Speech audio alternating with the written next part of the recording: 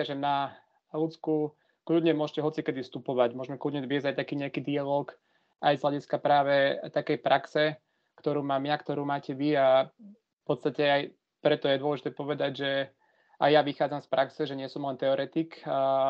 Okrem toho, že teda som športový riaditeľ Autošportovej akadémie Mateja Tóta, kde mám na starosti práve metodiku akadémie a práve to konkrétne trénovanie detí, tak pracujem aj na základnej škole, čo môže byť potom fajn, keď sa budeme o tom baviť, na športovej základnej škole, kde mám na starosti atletické tréningy. Z okolností je to škola, kde práve môj brat teda začínal s atletikou a tam dostal do vienka tie prvé základy atletiky a potom budoval práve na tom ďalej.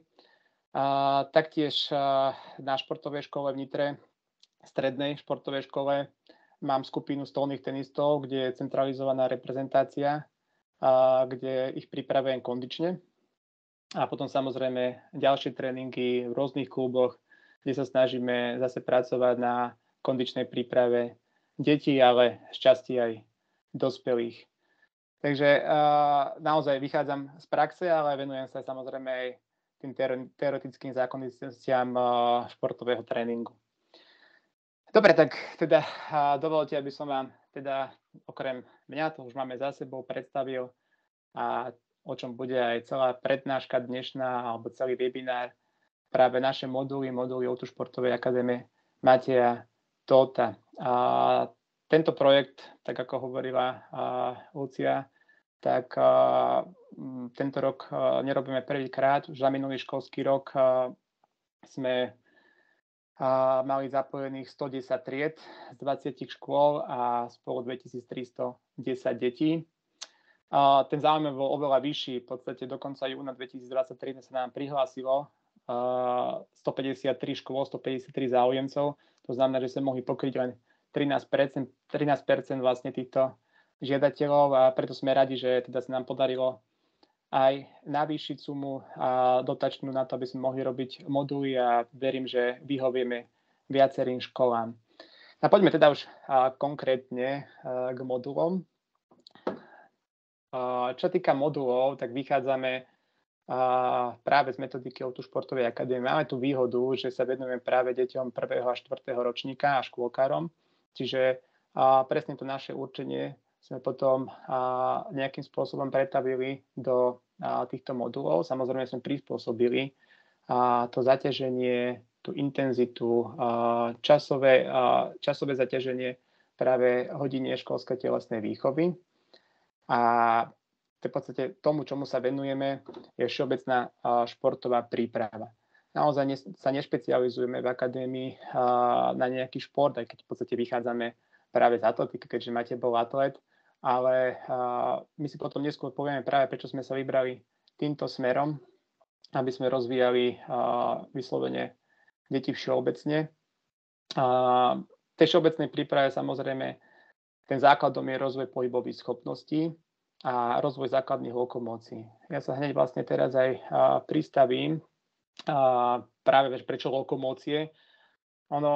Práve ten 1. a 4. ročník je charakterizovaný aj teóriou tým, že už deti majú rozvíjať práve pohybové schopnosti, či už kondičné, ale aj koordinačné. Tým, že okolo 7. 8. roku je centrálna nervová sústava už vyvinutá naplno, čiže je potrebné práve tie koordinačné schopnosti, rýchlostno-koordinačné schopnosti s deťmi robiť vo väčšom význame.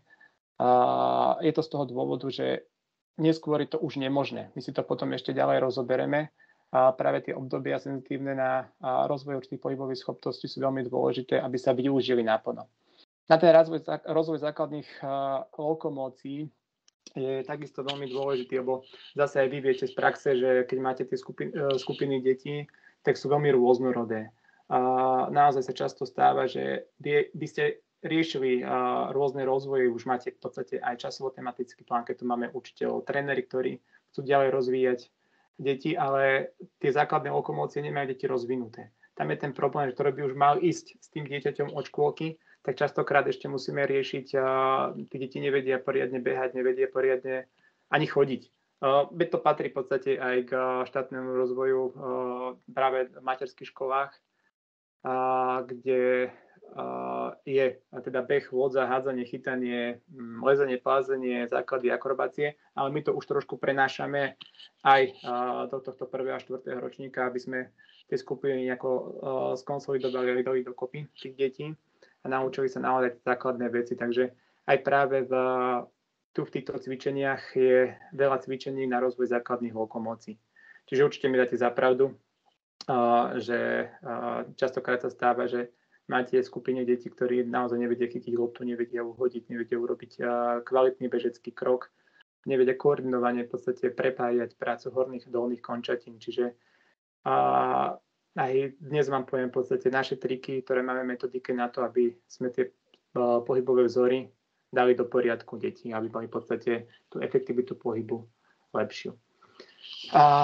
Poďme teraz teda priamo na realizáciu hodín telesnej športovej výchovy, k čomu priamo sa venujeme a čo sú to podstatne tie hlavné ciele. Ja som ich takto zhrnul vlastne na tento jeden slajd, na tento jeden obrázok s nejakými ukážkami práve z metodiky modulov.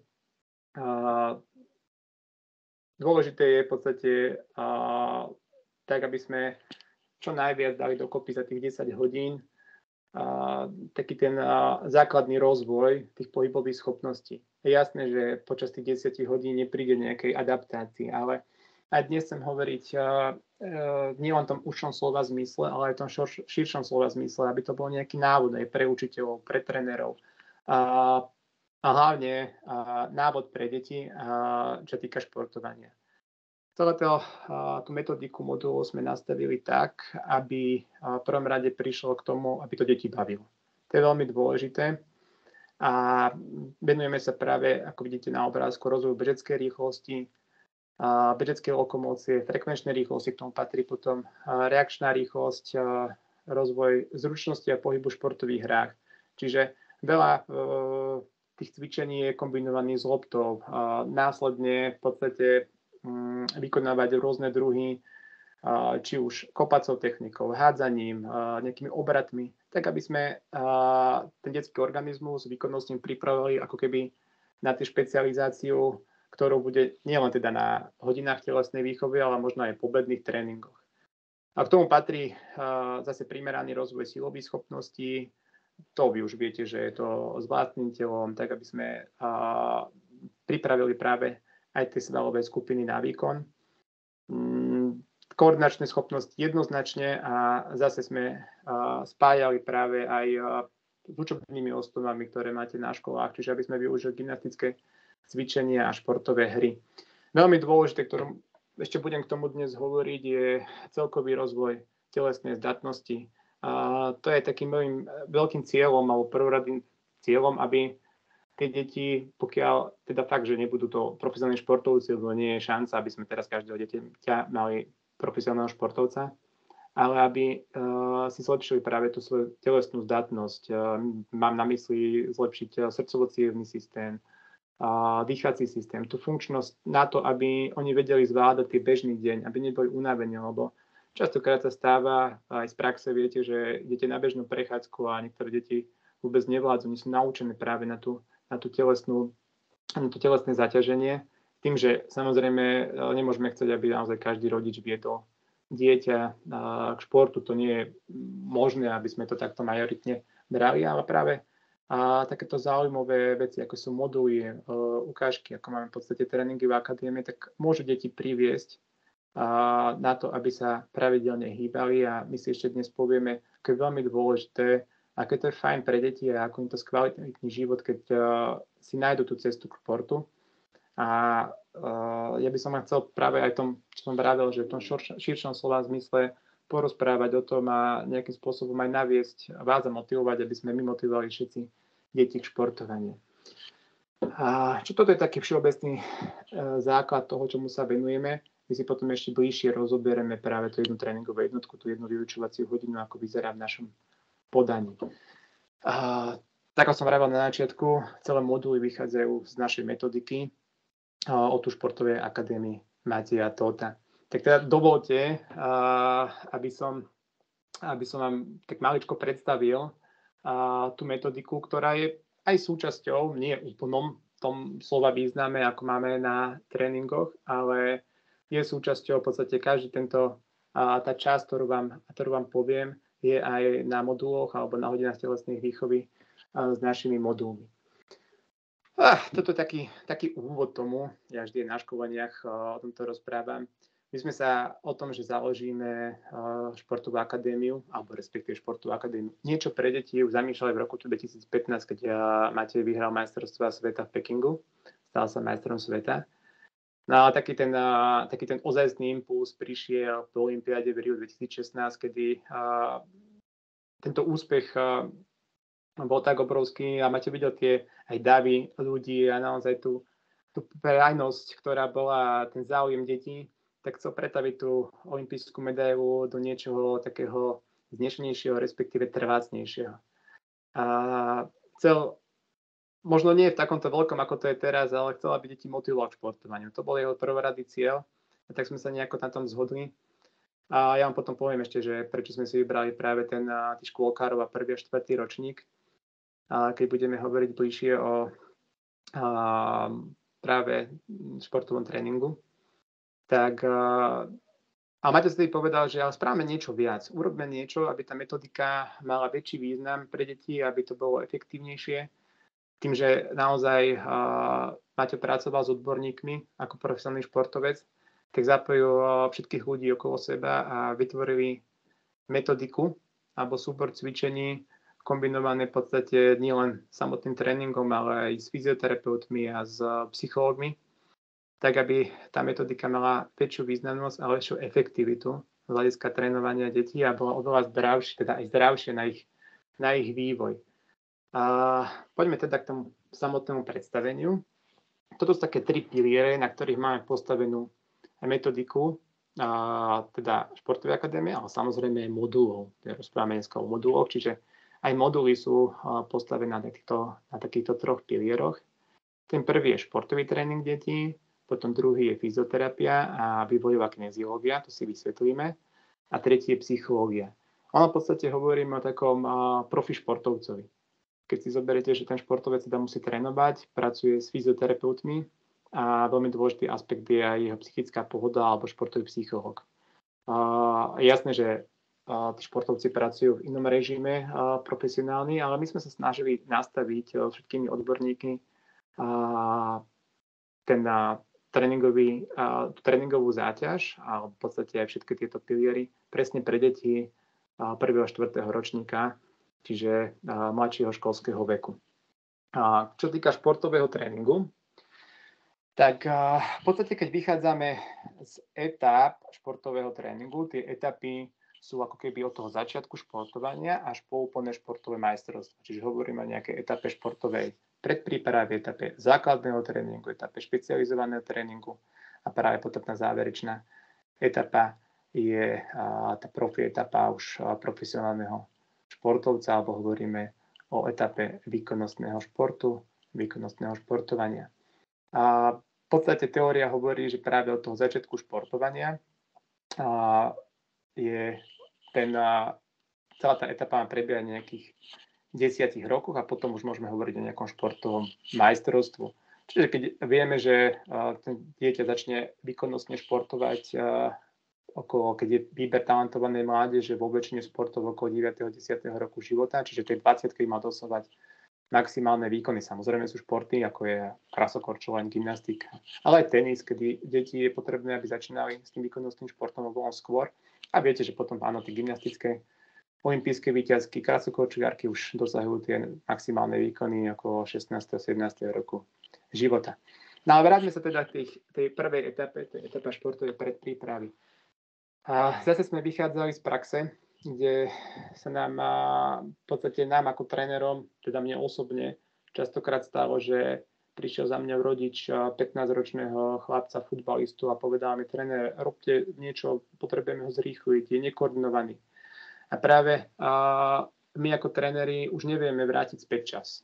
To znamená, že pokiaľ sa nevyužijú senzitívne obdobia na rozvoj určitých pohybových schopností, dajme tomu od toho 7. do 11. roku života, tak potom dieťa prichádza postupne do puberty a práve sa potláčajú tie koordinačné schopnosti, efekt zrýchľovania, reakčnej rýchlosti a tak ďalej a tak ďalej. A my to už potom musíme kompenzovať, či už silovými schopnosťami alebo inými, aby sme ten efekt práve toho, čo je žiadaný, dosiahli. Čo bol ďalší problém a prečo sme práve prišli k tejto skupine detí, ktorá v podstate je aj v moduloch, je tá, že v športoch nastáva prískorá špecializácia. To je veľká chyba na Slovensku, že sa ako keby preskočí toto obdobie a začínajú sa deti prískoro špecializovať. Či už na určité posty, či už sa riešia rôzne taktické úlohy v rôznych športových hrách. Je to potom problém ten, že ako keby to dieťa, ten daný športovec už nedosiahne nikdy 100%, pretože vynechal to obdobie, kedy sa má rozvíjať práve tá všeobecná športová príprava. A v tomto sme videli takú dieru v slovenskom športe a chceli sme to vyplniť. Čiže vôbec sme nešli do atletiky, keď to bolo také prvotné, že ideme do atletiky, ale práve aj takým tým môjim pomknutím hovorím, poďme robiť všeobecne, robíme deti všeobecne, aby v podstate mali ten základ. A ďalej, čo je veľmi dôležité, v podstate vychádza z tejto etapy a čo je takým cieľom aj v tých moduloch je, že musíme vytvoriť deťom pozitívny vzťah k športu, športovaniu, aby sme ich správne namotivovali. To znamená, že tá metodika aj v moduloch, ale v podstate vy, keď budete pracovať s deťmi, vždy robte tak, aby ich to bavilo, aby sa tešili na každú hodinu, aby sa tešili na každý tréning. To je veľmi dôležité. Ja som mal veľké oči, veľa som rozprával o tom, ako musíme s deťmi robiť presne tieto veci. Musia absolvovať toľko tréningu na reakčnú schopnosť, na frekvenčnú rýchlosť a tak ďalej. Ale vždy časom, ako idem, tak teraz mi ide hlavne o to, aby sme tých namotivovali športovať. Naozaj vytvorili v nich taký pozitívny tak športu, aby sa z toho tešili a vytvorili si ten taký základ dobrého pocitu pri športovaní. Vy určite viete z praxe, že je to veľmi náročné dnes zaujať deti. A hlavne, keď teda môžem hovoriť, neviem, či teraz ste tu viacerí učitelia, ktorí máte skupinu detí rôznorodých a zaujať všetkých je veľmi náročné. Preto sme sa snažili vlastne aj v tejto metodike modulov vytvoriť taký systém cvičení, aby to zaujalo takmer všetky deti a aby všetky deti pracovali. My si potom povieme ešte bližšie pri organizácii. Tí deti sú naozaj dneska veľmi náročné, sú také akčné. Možno, že to je fakt z tých počítačových hier, ako hrajú na mobiloch, na tabletoch, na počítačoch. A tá akčnosť je potom, vy to cítite a vidíte práve, keď s nimi trénujete, keď s nimi cvičíte, že naozaj to musíte riadiť tak, aby ste teda mali aj vy dobrý pocit, že to dieťa to baví. A v podstate toto je veľmi dôležité práve pri tomto športovom tréningu. Čiže naozaj využiť tie senzitívne obdobia citlivé na rozvoj určitých pohybových schopností a vytvoriť ten kladný postoj k športovaniu. Ďalej, ten druhý pilier, ktorý tam spomenutý, je vývojová kineziológia. Neviem, či ste teda o tomto počuli. V podstate je to súčasť aj profesionálnej prípravy športovcov. Sa Maťo každý deň pred tréningom mal cvičenie s fyzioterapeutom vývojovky, hodinu pred tréningom, hodinu po tréningu, hodinu po tréningu. Čiže pracovali práve na takých fyzioterapeutických cvičeniach. A ono, keď si tak rozoberieme takým tým úvodom k tej vývojovke, tak programy, ktoré sú zodpovedné za naše držanie tela, sú riadené automaticky našou centrálnou sústavou. Keď chceme urobiť nejaký pohyb, spustí sa bez našeho vedomia automatická svalová súhra. Aj v podstate, aj keď stojíme, aj keď urobíme prvý krok, začneme bežecky, tak sa pustia svalové súhry, ktorá je potom zodpovedná za daný pohyb. Čo je dôležité, že nie je možné ovplyvniť túto svalovú súhru, respektíve tej svalovej súhry vynechať nejaký sval. My to možno poznáme na takom príklade v praxi, keď poviete dieťaťu, že vystri si chrbát. To dieťa v podstate si myslí, že ho má napnúť a skôr ho pokrčí a vytvoriť nejaký taký gulovitý tvar a on si nevie uvedomiť, čo s tým v podstate tým telom robí. To len jednoduché spriamenie chrbtice. Tieto v podstate programy určujú držanie našeho tela a nazývajú sa určitým spôsobom, ale v podstate sú to tzv. Pohybové stereotypy. Rôznym vplyvom, veľmi často hovoríme o tom, že keď deti prídu zo škôlky do školy, tam z toho v podstate pravidelného pohybu a takého voľnejšieho pohybu sedia v lavici, častokrát veľmi zlé, nastávajú zakrivenia, teda chronické zakrivenia chrbtice, či už pravoľavé, alebo predozadné, či už teda skoliózne, alebo hyperkyfóza, hyperlordóza. A tieto stereotypy sa postupne začínajú kaziť. To znamená, že vzniká nejaký nesprávny pohybový stereotyp. Zase, budem často hovoriť z praxe, vidíte to aj vy, keď trénujete, cvičíte s deťmi, že vždy sa v tej skupine nájde niekto, kto máš také abnormálne v podstate prejavy pohybu. Častokrát, akorát minule som videl jedno dieťa a bežalo súhlasná ruka, súhlasná noha. Čiže také asynchrónne tieto prejavy pohybu. Preto v našom tréningovom procese dbáme na posilnenie fyziologických programov a využívame túto vývojovú kineziológiu, ktorá počas prvého roku života dieťaťa zabezpečuje vertikalizáciu. A sú to teda programy, ktorými sa rodíme, sú geneticky dané. Aj keď si zoberiete to malé bábätko, tak som rádol, že je to od prvého roku života, teda od narodenia, keď je to ležiace bábätko až po prvý krok. My hovoríme v podstate, alebo tá vývojová kineziológia hovorí o tom, že toto sú tie najsprávnejšie polohy a my sa postupne kazíme. Aj keď si zoberete to dieťa, neviem, či vidíte, keď ja šípku pohnem, asi možno áno, tak je v podrepe a má krásne vystretý chrbátik. Takto sa dieťa dokáže hrať hodinu bez problémov. Keď mu padne hračka, tak on ide do podrepu s vystretým chrbátikom a zdvihne si mu. My ako náhodou niečo padne, tak sa prehneme gulatým chrbátom a zdvihneme ju. Čiže to sú práve to už tie pokazené pohybové alebo nesprávne pohybové stereotypy a práve tá vývojová kineziológia, keď to môžem tak vo všeobecnosti povedať, hovorí o návrate k bábätkám. Čiže podmienkou práve toho, aby toto všetko dobre fungovalo, je bránicové dýchanie. My si ešte o tom povieme, keď budeme konkrétne rozoberať tréningovú jednotku. Ale týmito polohami viac menej aktivizujeme svalové súhry, potrebné pre správne vykonávanie pohybov. Práve využívanie týchto poloh umožňuje zjednodušiť a ekonomizovať pohyb. Pri každej polohe pracuje mozgové centrum dieťaťa s novými informáciami, ktoré prechádzajú do centrálnej nervovej sústavy. Každá vývojová poloha má určitý kód, ktorým v podstate my dokážeme rozbáliť práve tie správne svalové súhry. Deti si potom postupne ten správny pohyb zautomatizujú a ten pohyb potom do budúcnosti je efektívnejší, ľahší a je to taká východisková pozícia pre rast športovej výkonnosti.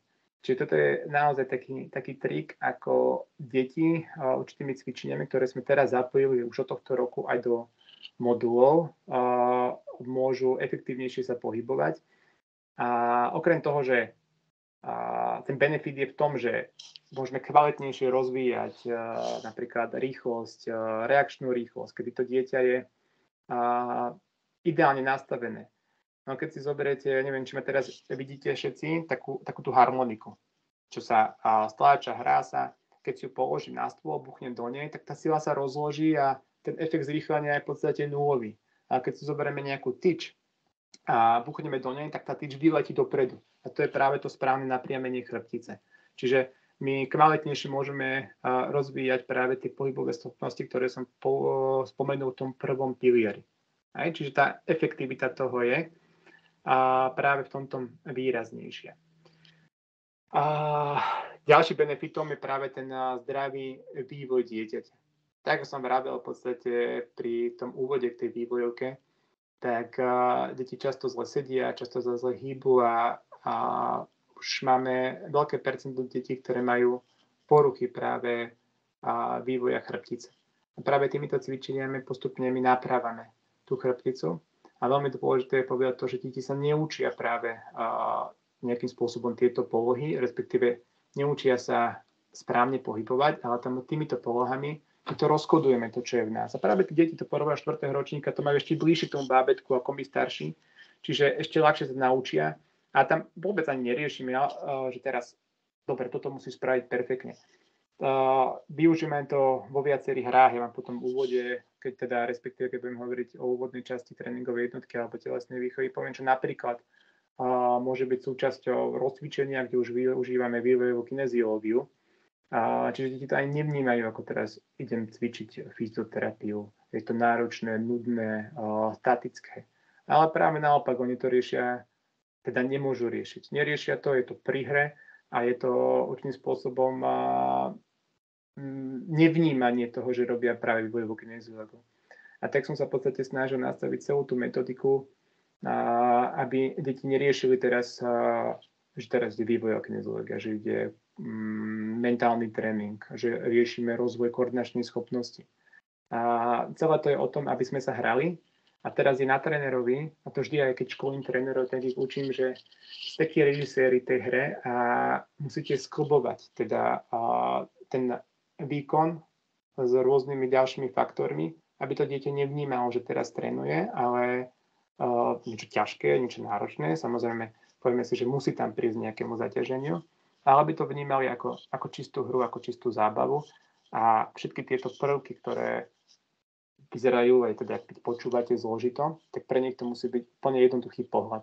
A naozaj riešiť len to, že si ideme zašportovať, ideme sa zahrať. Ten tretí pilier je psychológia alebo mentálny tréning. My v podstate v akadémii máme tento mentálny tréning založený na takých 3 cieľoch, a to je koncentrácia, relaxácia a vizualizácia. V moduloch využívame hry na koncentráciu. No, zase to znie tak zložito, že prečo robíme také psychologické teraz cvičenia s deťmi, ale veľa to robí v podstate takých viacerých aspektoch. Určite zase poviem prax.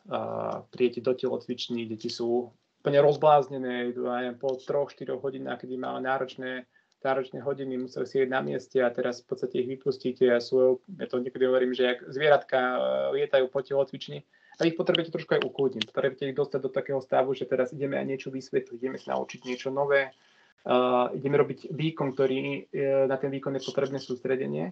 A práve takýmito jednoduchými hrami tie deti dostanete do stavu, kedy sa vedia koncentrovať.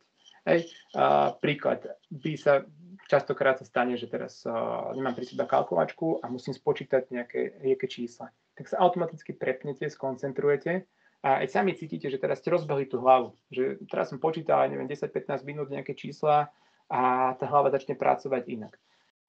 Jasné, že deťom nedáme počítať príklady, ale práve tieto hry, kde prepájame pravú, ľavú hemisféru, kedy v podstate sú to veľmi jednoduché hry. Tí deti ale musia sa koncentrovať. Príklad, máme ich v kruhu, ja som v strede, hádžem im loptu, oni vracajú späť, čiže už je tam nejaká základná lokomócia, už tam je kombinácia a zápäť im musia povedať hneď meno.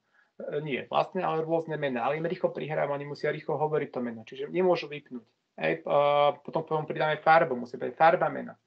Čiže ako náhle to dieťa v podstate nevníma, tak už nevie odpovedať.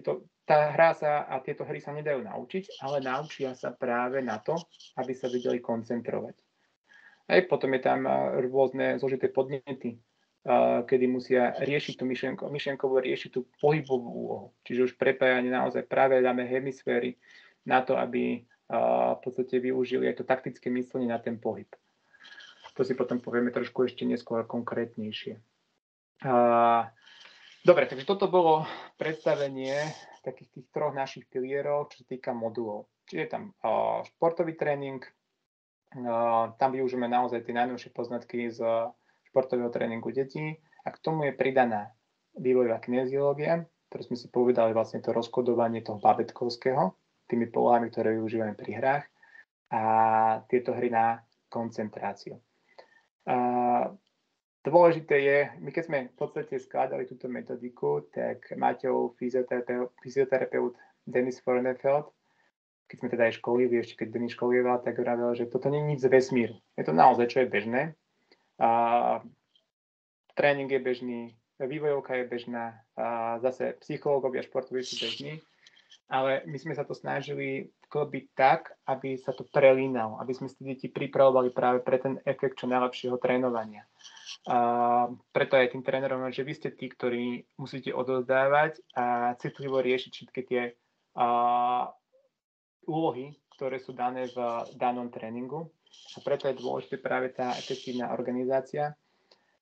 A sme už teraz na hodine telesnej výchovy, kde využívame moduly. Ja keď som skladal v podstate cvičenia pre moduly, tak bolo dôležité, aby sme využili čo najväčší efekt tej hodiny. Vy viete z praxe teda, ja častokrát budem opakovať to slovo prax, že viete z praxe, že máte rôznorodú skupinu. Častokrát sa stane, že máte deti, ktoré sú pohybovo nadané, sú vedené teda rodičmi, už keď máte prvákov, druhákov, ale aj tretiakov, štvrtákov, že kedy vidíte, že to dieťa je športovo nadané, respektíve má prax v tom športovaní. Ale sú naozaj veľké množstvo detí, ja nehovorím, že teraz to je majorita celej tej skupiny, ktoré sú pohybovo na tom nie je dobre. Nie sú v podstate, nehovorím o nadané, ale ide teraz o to, že nie sú naučené naučené športovať, naučené hýbať, naučené v podstate mať záťaž. Niekedy deti naozaj majú problém len úvod tej tréningovej jednotky, kedy sa majú rozbehať a už prechádzajú do chôdze, už pocitovo nevládzu práve ísť ďalej. Čiže my sme nastavili tie cvičenia tak, aby to zvládlo každé dieťa. Ale pritom, aby dokázalo využiť svoj potenciál ako šikovné dieťa. Či už inou intenzitou, inou časom zaťaženia, kombinácii skupinových hier, kde v podstate to silnejšie potiahne, to slabšie, respektíve ten tím je rôznorodý zložený, ale každý športuje za ten tím. A ďalšia dôležitá vec je pomôcky. Zase, mohli sme tam nanosiť na tie moduly strašne veľa pomôcok a kombinovať to. Jedna vec je, že vy z praxe viete, že teda tá hodina trvá 45 minút plus neskutočne stratový čas, čiže tá hodina reálne, keď je 35 minút, tak to je tak akože naozaj, bo deti sa musia ešte teda prezlieť po hodine, aby stihli na prestávku. Takže tá hodina je naozaj pri reálne 35 minút. Čiže 35 minút musíme stihnúť všetko. Musíme stihnúť to, aby každé dieťa športovalo, alebo využilo ten čas naplno, aby sme teda nerozkladali pomôcku, lebo ten návod má byť aj pre ďalšie telesné výchovy, nielen teraz počas tých modulov, alebo tie pani učiteľky teda využívali tie cvičenia aj na svojich hodinách. Sú tak nastavené, aby sa teda dali využiť na hodinách a práve preto som sa ich snažil nastaviť tak, aby boli čo najefektívnejšie. Aby sme teda fakt nemuseli zabíjať čas rozložením veľkého množstva pomôcok. Aby sme častokrát veľmi zaujímavá prekažková dráha prejde. To wow efekt, ale keď si zoberiete, že koľkokrát prejde tú prekažkovú dráhu to dieťa, keď máte na telocvični 25 detí. Takže ten čas záťaže je potom tak minimálny. Čiže preto tieto cvičenia sú tak, aby sme zapili deti čo najväčšom množstve a čo najefektívnejšie. Poďme teda k samotnej organizácii tréningovej jednotky. Čo týka rozcvičenia, tak v podstate teória hovorí o nejakom cyklickom pohybe. To znamená, že nejaké rozbehanie, nejaké, dajme tomu športe, rozbicyklovanie a tak ďalej, tak aby ten pohyb bol jednoduchý. Zase pre tie deti je veľmi náročné pocitovo niekedy sa rozbehať a častokrát vy z praxe viete, že to rozbiehanie je rôzne. Sa sáču po telocvični, niekto ide úplne naplno, niekto sa tam prechádza. Čiže kľudne aj my využívame, aj teda keď môžem radiť také rôzne hry, ako sú naháňačky, počiarach, rôzne typy naháňačok. My využívame práve už pri tom rozcvičení, pri tom zahriatí organizmu vývoju kineziologu. Rôzne hry, kde používame napríklad polohu medvedia, kde sa dieťa mení na medvedia, potom je tam čarodeň, ktorý ho začaruje, ktorý ho odčaruje. Chodí polohe na štyroch, kde už v podstate vieme vysvetliť práve ten efekt pre lepší vývoj dieťaťa, kde sa napriamo chrbtica pracujú koreňové kĺby končatín. Zase to zahriatie je veľmi dôležité. Prečo to tak je? No, náš organizmus nepracuje, tak ja prídem do izby v tme, zapnem svetlo, rozsvieti sa. Ako náhle v podstate odídem z izby, vypnem, zhasne, je tma. Toto takto nefunguje organizmus. Organizmus pracuje určitou zotrvačnosťou. Vy to viete najlepšie posúdiť aj na deťoch teda, že tá zotrvačnosť je, keď skončí výkon. Keď skončí výkon, tak práve je prehlbené dýchanie, zvýšená srdcová činnosť a potom postupne to odnieva. Ale takto to isto pracuje na začiatku. To znamená, že ten organizmus sa postupne rozbieha, postupne naštartujú sa fyziologické funkcie a preto je dôležité v podstate aj tie deti nastaviť a naučiť ich už pracovať práve v tom režime, že áno, ideme naštartovať ten organizmus, rozohrejeme ho a naštartujeme fyziologické funkcie, aby ten výkon bol kvalitnejší a samozrejme tomu patrí aj rozcvičenie. My pred rozcvičením v moduloch využívame tzv. Bránicové dýchanie alebo dýchanie do brucha. A pri týchto cvičeniach významne zapájame a v dýchaní zapájame bránicu. Bránica okrem toho, že je respiračný orgán, tak je aj postulárny orgán. To znamená, že zúčastňuje sa pri pohybe. V podstate týmto dýchaním bránicou prostredkujeme nejaké rovnomerné distribúciu vnútoročného tlaku. Keď dýchame, tak vytvorený taký vnútoročný tlak, ten aktivuje priečnú svalovinu svalobrušnej dutiny. Tým, že brušné svaly sú veľmi dôležité pri každom pohybe. Naozaj sa zúčastňujú pri každom pohybe. Tak keď rovnomernou distribúciou práve tohto vnútrobrušného tlaku aktivizujeme všetky svaly rovnomerne, tak ten pohyb je kvalitnejší. Ako náhle by sme v podstate neaktivizovali brušné svaly dostatočne alebo v podstate len z časti, tak už môžu nastať nejaké zase tie chyby v pohybových stereotypoch a potom sa to naboluje. Už si zautomatizujú postupne ti ten horší pohybový stereotyp. Takže naozaj to rozdýchanie 30 sekúnd, minúta, ja často využívam, že ak to deti zaujalo, poviem, že ideme teraz, púšťam stopky, ideme 30 sekúnd, dýchate do brúška. Kto si myslí, že má 30 sekúnd, aby sa teda aj nejakým spôsobom zahrali, tak sa postaví. A kto sa bude najbližšie k 30 sekundám, ten vyhráva. Čiže už nejaké také aj nejaká kognitívna kvázi funkcia toho rozmýšľania, že ako to funguje v čase. Čiže toto je taký ten prvotný moment tej hodiny telesnej výchovy v moduloch, čiže taký ten impuls. Ale keď sa to veľmi často používa, keď sme robili školu s škôlkármi, tak oni všetci poznali práve to bránicové dýchanie. Ale je to fajn, často krát aj ja, keď si idem zabehať, tak si sa rozdýchám a pociťujem, že sa mi lepšie behá, že mám to prepojenie horných dolných končatín na vyššej úrovni. Čo sa týka potom samotnej hlavnej časti hodiny, tak snažíme sa využívať v moduloch aj vy potom v podstate, keď robíte nejakú pohybovú úlohu počas telesnej výchovy, počas tréningu, tak pri týchto malých deťoch, čo týka 1. a 4. ročníka, je veľmi dôležité využívať tzv. Viactematickú hodinu.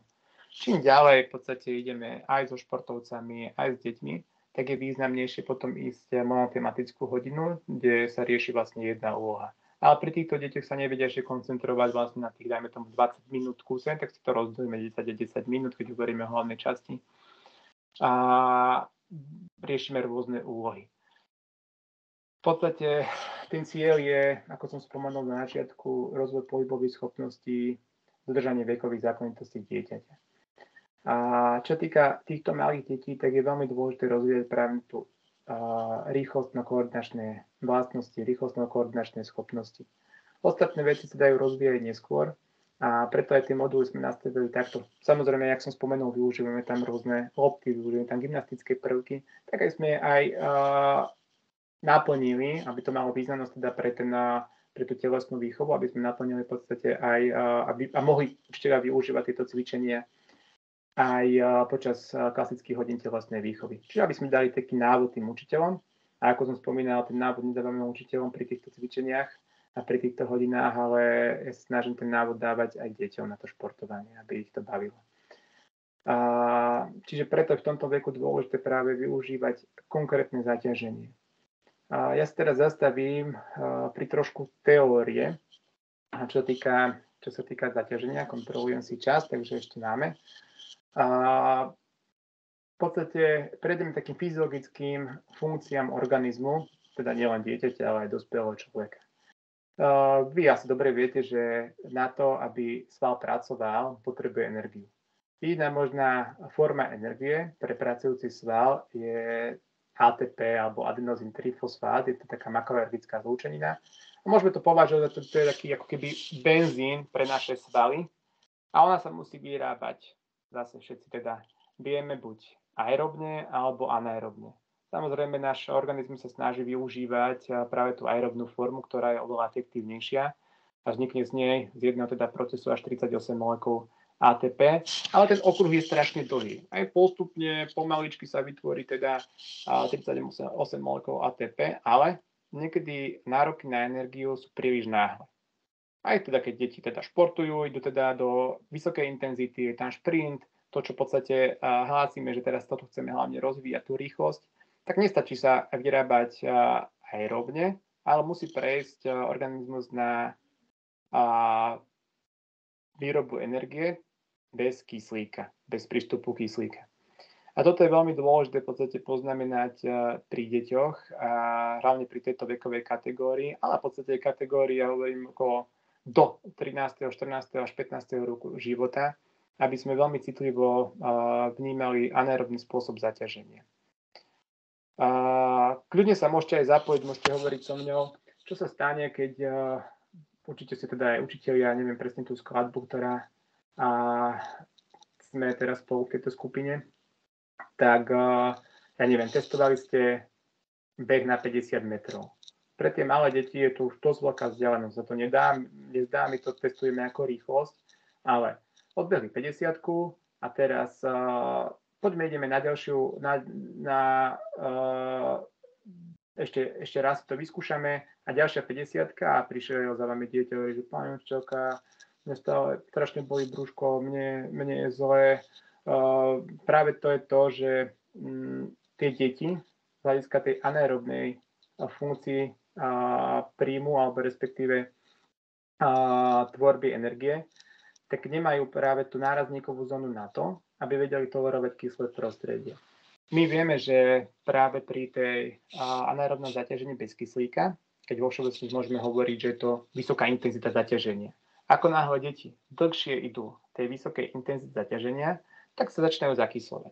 Ja neviem, robili ste niekedy test ľah set, set ľah na 60 sekúnd s deťmi a už v tom závere tie deti sa už nevedia zdvihnúť a to je práve to zalaktátovanie alebo respektíve zakyslenie vnútorného prostredia, keď sme hovorili, že to ATP je jediný zdroj pre prácu svalstva, tak práve tá nadprodukcia laktátu, to vnútorné prostredie ostane kyslé, tak zablokuje prácu enzymov, ktoré štiepia ATP, takzvaný enzym ATPáza.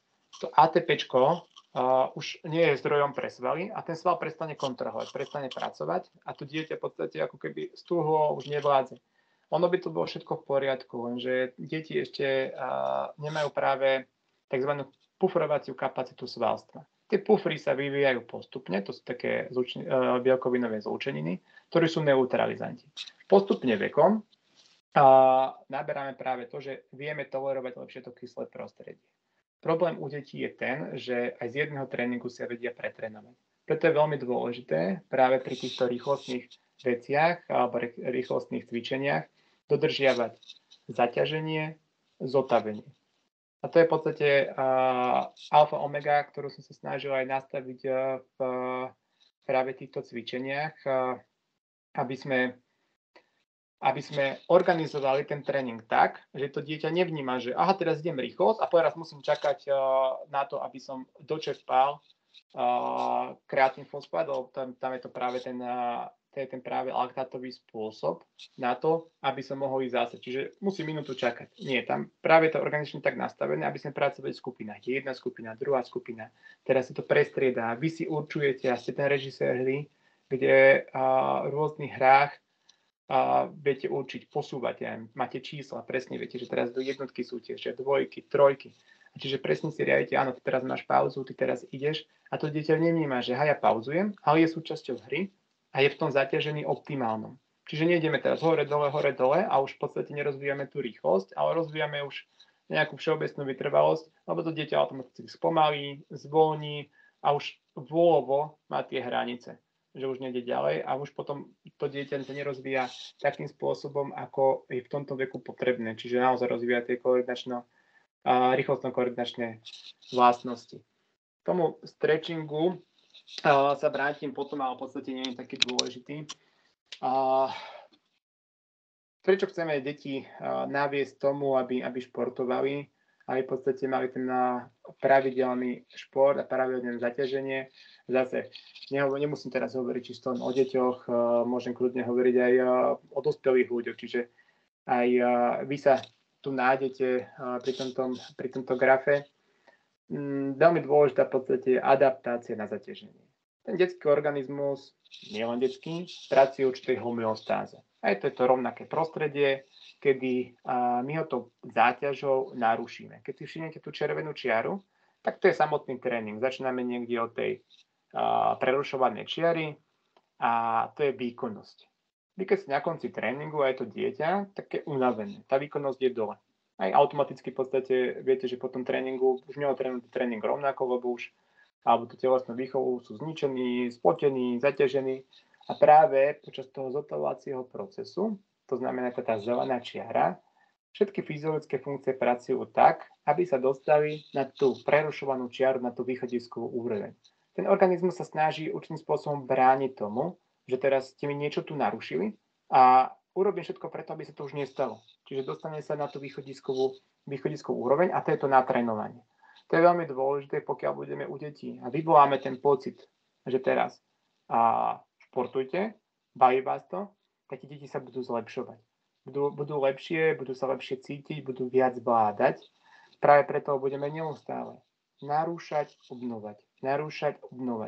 Ako náhle v podstate je ten výkon slabší, že to dieťa nemá efektívne zvládnutú telesnú výchovu, že sa tam teda aj nejakým spôsobom pritiahnem za uši, poflakuje, že nie je to efektívne využité, tak ten podnet nie je dostatočný. Nenarušíme tú homeostázu toho až tak, aby fyziologické funkcie pracovali. No keď vám to môžem vysvetliť, je to, ten organizmus nevie, že trénuje, že aha, teraz sa zlepšujem vo výkone v nejakom športovom, ale to je v podstate to isté, ako pri chorobe.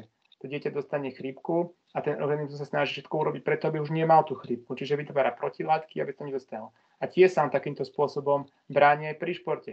On si myslí, že aha, čo sa tu stalo, tak to musíme napraviť, takže sa prispôsobuje tomu. Keď to je pravidelné narúšanie, tak to je veľmi, veľmi dôležité. A v podstate aj v bežnom živote. Tiež sme časovo zaneprázdnení, ten pohyb si doprajeme možno raz za týždeň, niektorí raz za 2 týždne. Tak z hľadiska tej efektivity je, keď vám môžem odporúčiť naozaj sa hýbať pravidelne, keď sa dá aj každý deň. Postupne sa k tomu dostať, aby sme sa hýbali každý deň. Je to lepšie z hľadiska toho organizmu, lebo nie je to len samotná záťaž. My si povieme, dobre, že idem si zabehať 6 km alebo 8 km, tak ja neviem, spálim 600 kalórií, čo to je? To je jedna sladkosť, jedna horálka a to je všetko. Samozrejme nie je to tak. Možno áno, hodinky vám to ukážu, ale s tým, čo som vravel, že ten organizmus pracuje určitou zotrvačnosťou, tak narušíme hladinu hormónov, stopových prvkov, minerálov, je prehlbené dýchanie, je zvýšená srdcová činnosť. A to všetko potrebuje potom späť energiu, aerobnú energiu. Čiže vy skončíte, ale ešte tá energia sa musí príjmať vo väčšom množstve, niekedy aj celú noc, dokonca pokiaľ je ťažšie zaťaženie 24 hodín. Takže keď pravidelne narušujete, obnovujete, tak tým pádom sa kvalitnejšie adaptujete na to zaťaženie, respektíve lepšie zvyšujete tú svoju výkonnosť. A keď môžeme hovoriť možno aj o nejakej tej redukcii hmotnosti.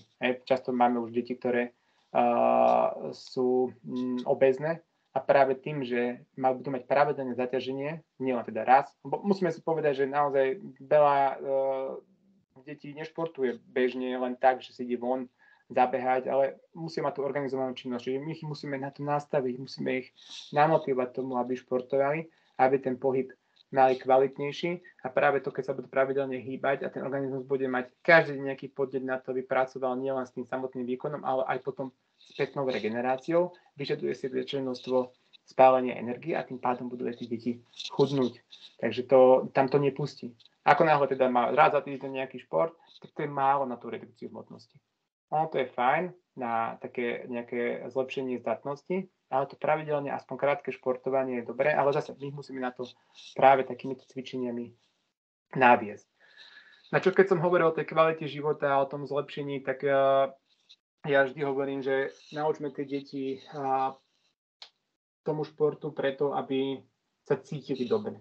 Aby sa cítili, že vládzu, aby mali v podstate ten výkon nielen v športe, ale mali výkon v tom bežnom živote, ale to platí aj pre nás. Častokrát sa stane, že sa stretneme nielen s deťmi, ale dospelými, ktoré majú problém výjsť po schodách na 4. poschodie a bohužiaľ teraz tá dosť veľká skupina detí je taká, že sa im vôbec nechce a jedna vec je, že nevládzu. Oni naozaj nevládzu a preto tým pravidelným športovaním dokážeme zlepšiť funkčný stav organizmu. To je veľmi dôležité a to je to, čo hovorím v takom širšom slova zmysle, že či už sú to moduly, či už sú to rôzne iné tréningy, tak je na nás, ako budeme pracovať, aby sme v podstate aj ten skupinu detí, môžem hovoriť kľudne o tom národe, spravili zdravším a výkonnejším.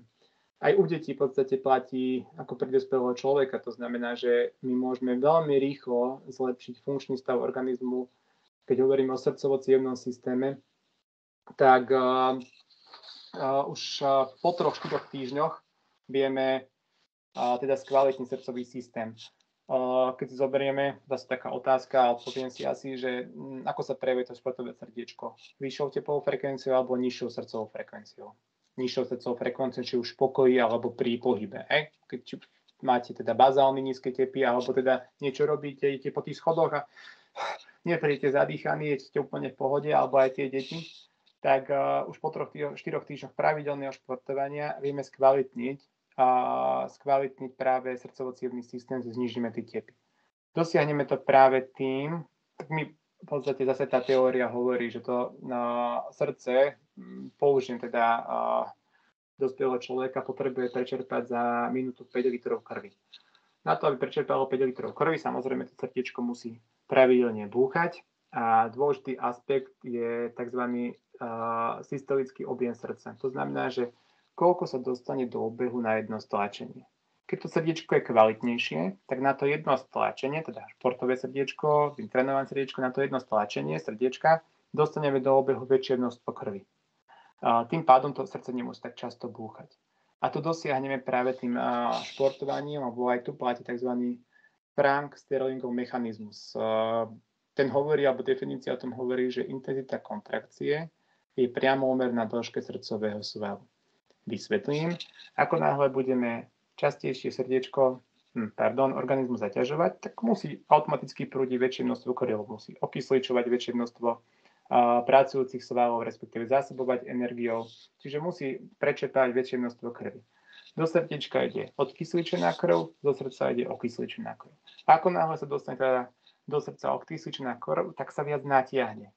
Intenzita kontrakcie je priamo úmerná dĺžke srdcového svalu. Ako náhle sa tu pravidelne bude vykonávať ten pohyb, tak my postupne práve na to jedno stlačenie dostaneme do obehu väčšie množstvo krvi a tým pádom sa takto skvalitníme práve tú srdcovo-cievnu sústavu a ten výkon aj v takom bežnom živote. A to je veľmi dôležité, aby tie deti práve tou motiváciou športu si zlepšili tú všeobecnú zdatnosť, to som presne hovoril na začiatku.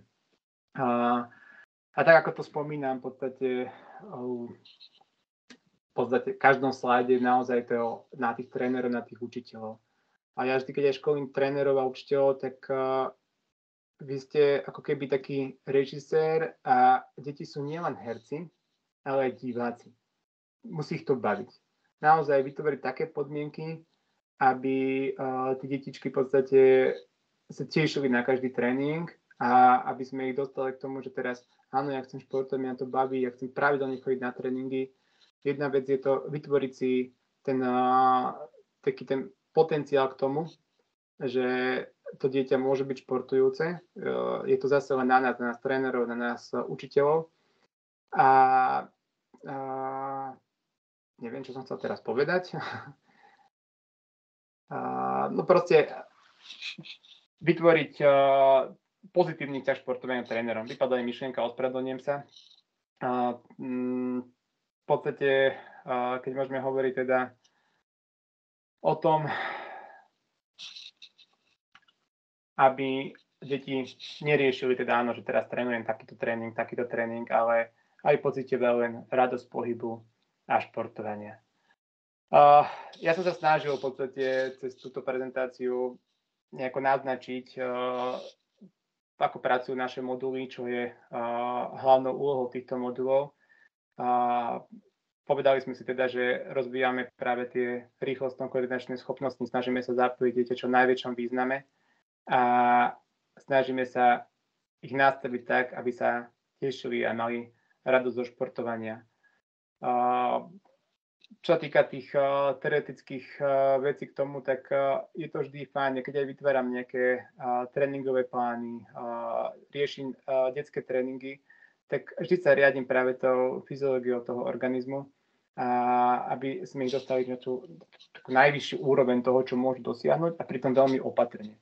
Pretože už málo je taký, že sa deti hýbu spontánne. Naozaj, keď sme sa my hýbali vonku, tak sme robili všetko. Tam nebolo zakázané, ale tu máme naozaj tieto obmedzenia, aby to neprišlo k nejakom pretrenovaniu, zraneniam a podobne, tak musíme dodržiavať tieto zákonitosti a preto som mal za potrebné v podstate vám aj povedať o tých základoch práve tej fyziologickej funkcie organizmu. No, stihli sme to, máme 10 sekúnd do 17. tak sme sa dohodli teda tú hodinku a teraz je čas na diskusiu. Takže kľudne sa pýtajte.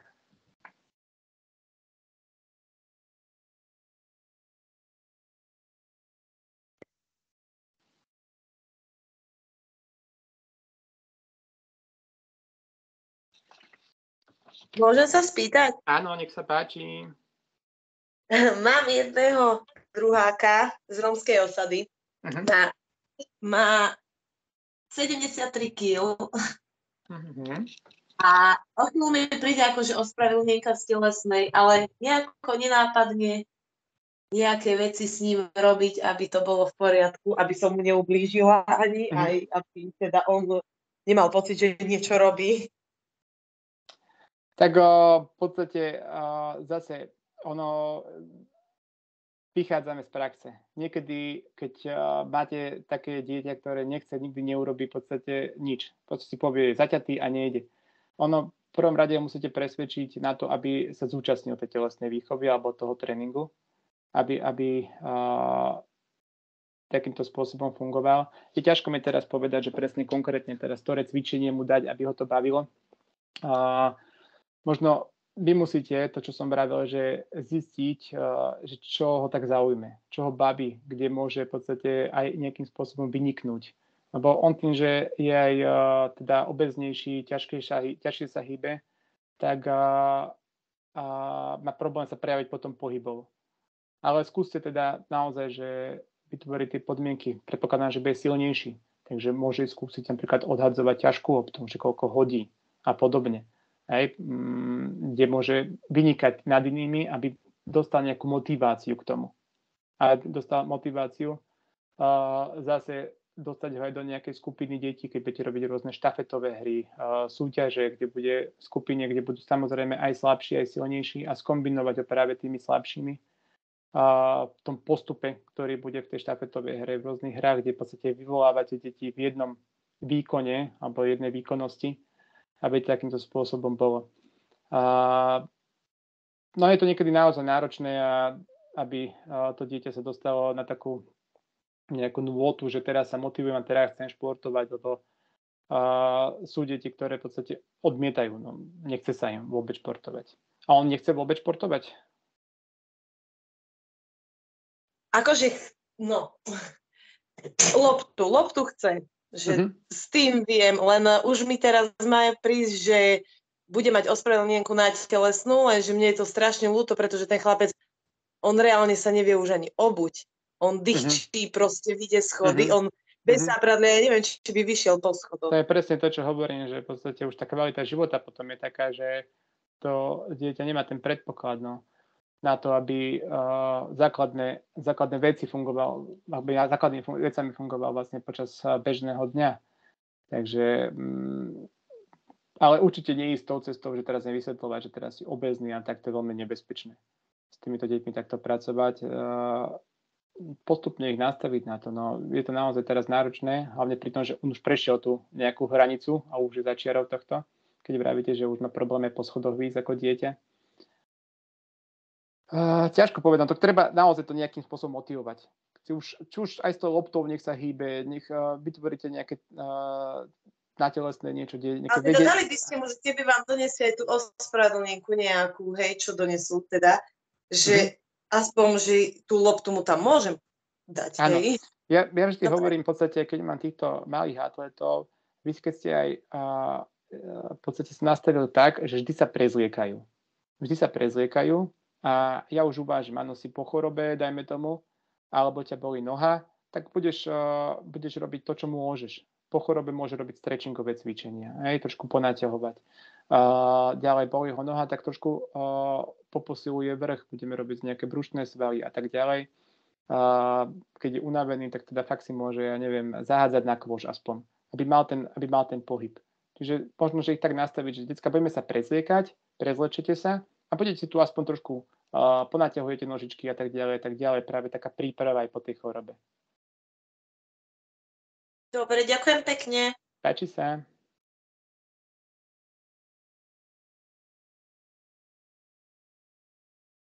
Tak nech sa páči, je tu ešte niekto, kto by mal otázku na nášho dnešného lektora?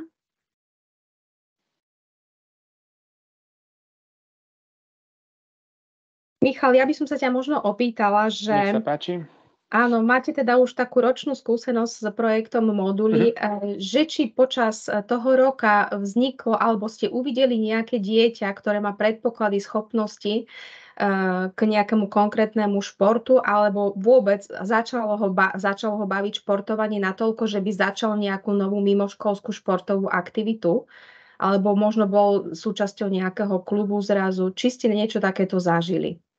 Vieš čo, neviem, že či sa priamo prihlásili, ale viem, že keď sme robili moduly, tak prihlásili sa priamo k nám práve z modulov, že ich to zaujalo, že chceli športovať. Čiže toto vieme, ale neviem, či sa prihlásili priamo na nejaké športovanie. Pri týchto malých detí je niekedy ťažšie pozorovať talent. Ja vždy hovorím, že ten talent je taký viacfaktorový. Čiže ťažko niekedy v prvom ročníku, druhom ročníku poviem, že ty si futbalista. Ty si, neviem, volejbalista. Samozrejme, nejaký predpoklad tam je, aj to už vidíte, aj ten tréner to vidí, že áno, ale v podstate ja hovorím o tom, že talent je ten najvyššie štádium. Že máme niečo vrodené. Máme niečo, čo sa nemusí nikdy ani prejaviť, vôbec nemôžeme byť správny čas na správnom mieste. Môže byť niekto, ja neviem, mať veľmi dobre nadaný sluch, že môže byť hudobník, ale tým, že tej rodine to nie je, tak on to vôbec nerieši, neprejaví sa to. Potom sú danosti, ktoré sa už prejavia. Aj napríklad to môže byť nadanie na rýchlosť.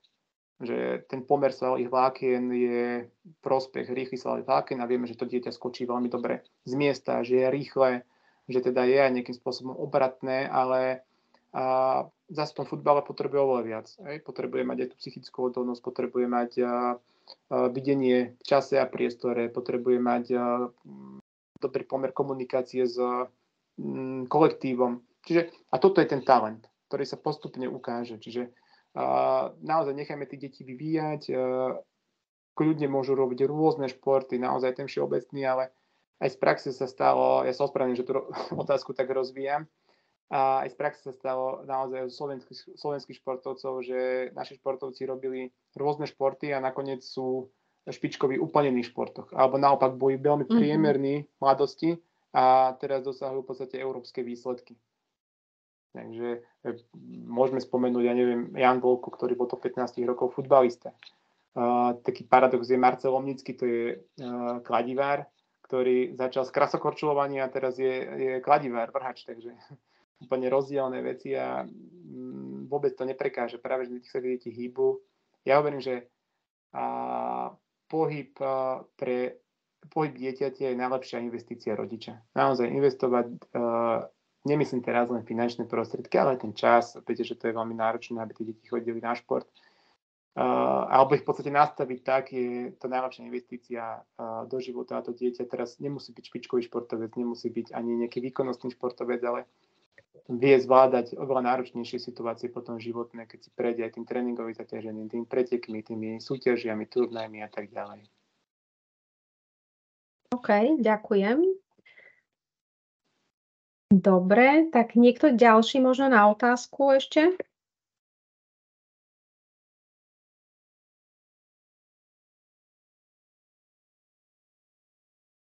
Asi nikto. Ešte mi napadla jedna teda, keď si rozprával, že sa na vás obrátil jeden teda rodičia asi 15-ročného chlapca, že by potrebovali zlepšiť rýchlostné schopnosti a že už v tom veku to nie je možné, že on už nikdy nedosiahne ten výkon 100%, aký by mohol. Tak mi napadlo, že či Matej Tóth rozvíjal takto všeobecné pohybové schopnosti v tom veku, v ktorom mali byť rozvíjane, napríklad tá vytrvalosť. Či to bolo vôbec možné v tých 80 90 rokoch? Tak v podstate Matej začal v tých 90 rokoch so športom, ale zase je špecifikum športu. Sú športy, kde vyslovene riešime práve tú danosť toho dieťaťa, ktorá je daná geneticky a ten výkon šport je limitujúci určitými pohybovými schopnosťami. Čiže keď hovoríme o rýchlostno-silových športoch, tak naozaj tam musí byť na maximum práve ten rozvoj rýchlosti, frekvenčnej rýchlosti, reakčnej rýchlosti, rozvoj centrálnej nervovej sústavy. Čo týka Mateja, tak tam ten talent netvorí taký pomer ako prospech rýchlostno-silových športov. Ono sa hovorí, že šprintérom sa musíš narodiť, vytrvalcom sa môžeš stať. Čiže v tej vytrvalosti, o tých kondičných v podstate schopnostiach toho športovca, tak rozhoduje vo veľkej miere vôľa, chcenie, taká pracovitosť, takéto každodenná v podstate rovnodennosť a taká tá až by som povedal veľmi náročná na psychiku rovnako s tréningov každého dňa. Čiže toto bolo skôr o takom vôli. Čiže keď aj Maťo teda nemal tú špeciálnu športovú prípravu, mohol vyhrať olympijské hry s tým, že ten šport je špecificky práve na iný typ zaťaženia. Dobre, ďakujem pekne. Tak nech sa páči, je tu ešte niekto na otázku? Možno k modulom samotným, možno k možnosti prihlásenia sa školy do modulov, mať športovú akadémiu Mateja Tótha na svojej škole v rámci projektov moduly. Ak máte niekto takúto otázočku. Predpokladám, Michal, že vy ste teraz v takom štádiu, že vyberáte si asi školy, respektíve hlásia sa tie školy, že? Cez ministerstvo školstva. Áno, buď sa hlásia školy a takisto v podstate aj k trénerov, ktorí máme určení na moduly, sú špeciálne vyškolení a snažili sme sa vyberať naozaj takú špičku, čo týka tohto, aby bola úplne spokojnosť, tak títo tréneri sú aj takí manažéri, čiže si aj sami hľadajú, oslovujú školy a v podstate komunikujú s riaditeľmi škôl a pripravujú si práve tieto moduly. A ja som naozaj vďačný, že tie moduly takto fungujú a máme z toho len pozitívne ohlasy. Ja som si najskôr myslel, bol som taký skeptický a tak bude to také, že deti si to nejako absolvujú, že nech to je, ale je to super. Naozaj aj tréneri majú veľmi dobrý pocit tých detí, tešia sa na tie moduly a sme radi, že sú. Výborne. Dobre, tak ďakujeme veľmi pekne, že aj takto štát, aj vy pomáhate našim deťom. Tak zrejme tu už nie sú ďalšie otázky, aby som teda uzatvorila dnešný webinár a dnešné vzdelávanie. Ďakujeme veľmi pekne lektorovi Michalovi Tóthovi za dnešnú prezentáciu. Ďakujem aj ja. A verím, že sa... Ďakujeme a verím, že sa uvidíme niekde v praxi. Teším sa veľmi. Majte sa pekne. Prajem ešte pekný deň. Dovidenia. Ďakujeme, dovidenia. Dovidenia. Ďakujeme, dovidenia.